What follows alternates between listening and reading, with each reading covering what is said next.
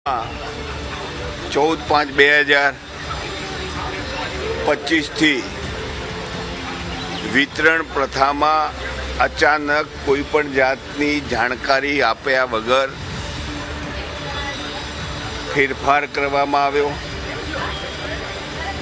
KYC વગરના ગ્રાહકોને માલ નહીં આપવો એવી સૂચના આવી અને NIC દ્વારા પ્રોગ્રામ પણ બદલી દેવામાં આવ્યો।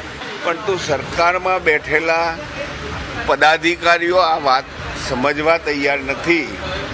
સતત અમે 15 દિવસ સુધી સરકારમાં રૂબરૂ આવીને રજૂઆતો કરી, ખાલી હૈયાધારણ આપતા ગયા, પણ એમાં કોઈ પરિવર્તન ન આવ્યું। એટલે ન છૂટકે અમારે 1 જૂન 2025થી જ્યાં સુધી KYC 100% ન સરકાર કરે ત્યાં સુધી અનાજનું વિતરણ નહીં કરવું એવું નક્કી કરવામાં આવ્યું છે।